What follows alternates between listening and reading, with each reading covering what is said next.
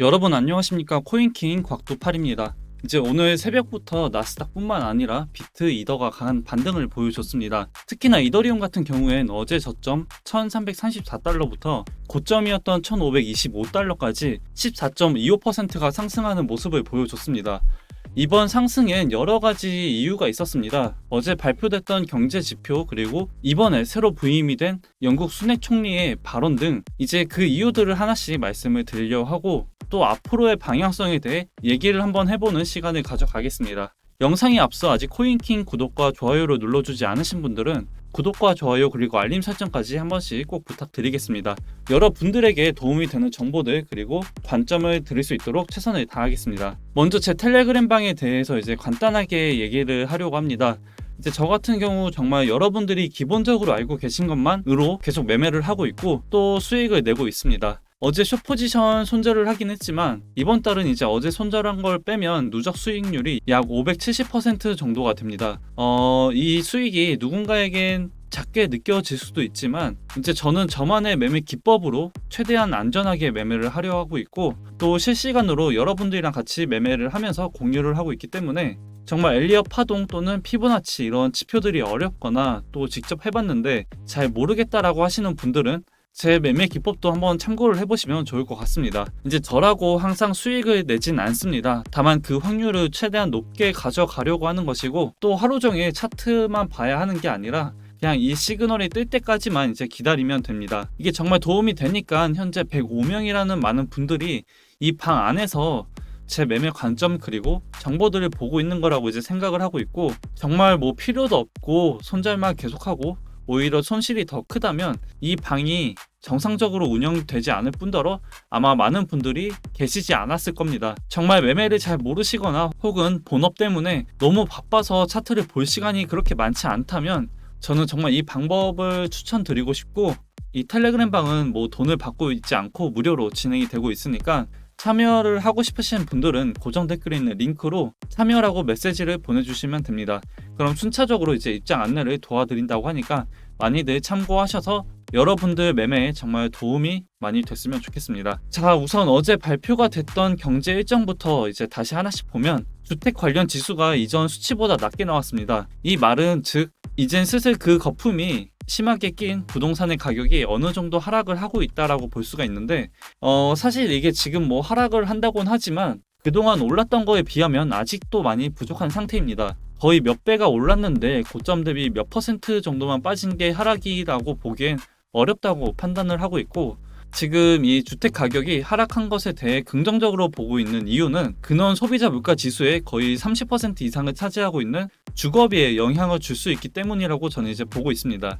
지금 당장 뭐 오늘 내일 아니면 일주일 안에 집값이 하락한다는 것이 아니라 천천히 이렇게 하락을 할 경우에 근원 소비자 물가 지수의 30% 이상을 차지하고 있는 주거비 또한 낮아지기 때문에 자연스럽게 근원 CPI는 이제 조금씩 잡히지 않을까라는 기대감으로 어제 반등의 힘을 실어줬다고 보고 있습니다. 이제 그 다음으로 소비자 신뢰 지수입니다. 예측치가 106.5였는데 결과는 102.5로 예상치보다 하회하는 결과가 나왔습니다. 자, 이제 좀 더 세부적으로 보면 이번에 발표가 된 소비자 신뢰 지수는 10월 현재 기업 상황에 대한 소비자 평가가 좋지 않았습니다. 차트를 보면 이제 꺾인 걸 볼 수가 있고, 소비자의 17.5%는 사업 상황이 좋다고 대답을 했고, 기존 20.7%였던 수치보다 하락을 했습니다. 그리고 24%는 비즈니스 상황이 나쁘다고 대답을 했고, 기존 20.9%보다 상승하는 결과가 나왔습니다.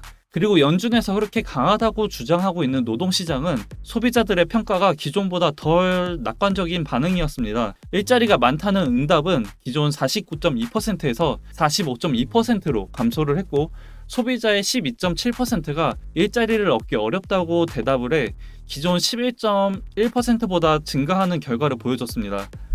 자, 이제 이런 6개월 후의 기대치 또한 지금뿐만 아니라 앞으로의 경제 상황을 긍정적으로 보기보단 부정적으로 보고 있습니다. 이 결과를 봤을 땐 경기 침체에 대한 우려가 확실히 보입니다. 그리고 소비자들 또한 그 부분을 이제 슬슬 인식을 하고 있는 듯합니다. 하지만 이런 부정적인 결과가 나와도 시장이 반등을 한 이유는 아무래도 연준에서도 이제 슬슬 경기 침체에 대한 우려를 고려하지 않을까라는 기대감과, 그리고 블랙아웃이 시행되기 전 금리 인상 속도 조절론이 나왔기 때문에 경제는 점점 좋지가 않은데 여기서 설마 또 강한 금리 인상을 할까? 이번에 비스텝을 하지 않을까라는 기대감에 시장은 반등이 나왔다고 생각을 합니다. 개인적으로는 이 금리 인하를 한다고 해서 이제 계속 여러 번 말씀을 드렸지만 저는 좋다고 생각을 하지는 않습니다. 왜냐하면 이 금리 인하를 할 경우엔 결국 연준에서 경기 침체를 인정하는 것이기 때문에 과연 시장에서도 이 경기 침체에 대한 부분을 긍정적으로 받아들일지를 생각해 봤을 때 저는 좀 어렵지 않을까라고 생각을 합니다.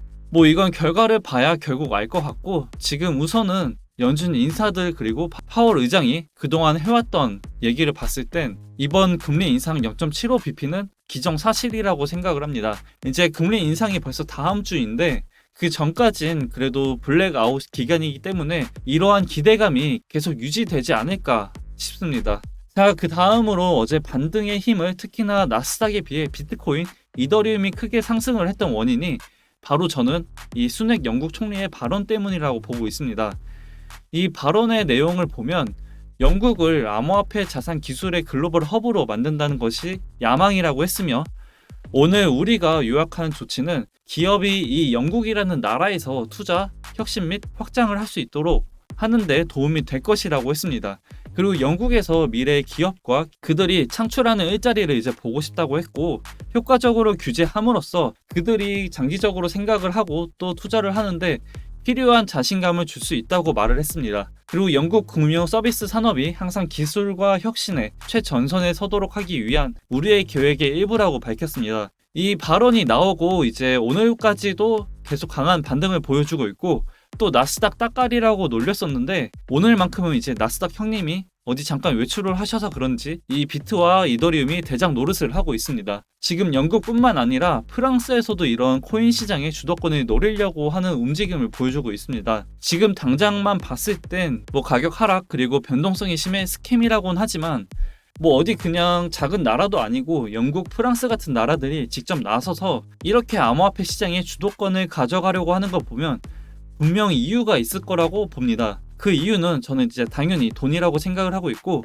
지금은 이 비트코인뿐만 아니라 전 세계의 투자 상품이 다 하락을 하고 있습니다. 이번에 실적 발표한 마이크로소프트 그리고 구글 또한 좋지 않은 실적을 보여줬고 구글은 특히나 시간 외 거래에서 주가가 마이너스 6.8% 급락하는 모습을 보여줬습니다. 아무래도 경기 침체 우려에 따른 광고 매출 둔화가 영향을 미쳤다라고 볼 수밖에 없고 이에 따라 시장에서는 디지털 광고 시장에 초점을 맞춘 빅테크 플랫폼들이 줄줄이 부진한 실적을 내놓을 것이라는 전망이 나오고 있습니다. 특히나 오늘 당장 나스닥 장 마감 이후에 발표하는 페이스북에 대한 우려도 굉장히 강한 상태입니다. 이러한 광고 플랫폼 시장 전망뿐만 아니라 그냥 지금 웬만한 회사들의 실적이 좋지가 않습니다. 어쩌면 정말 경기 침체는 연준에서만 인정을 안 하고 있지 지금 당장 현실일 수도 있습니다. 개인적으로는 솔직히 좀 걱정도 되긴 합니다. 저도 이제 IMF 때 경험을 해봤었는데 이게 정말 어렸을 때지만 저희 집이 이제 성수동 아파트에서 살다가 반지하로 이사를 갔었습니다. 근데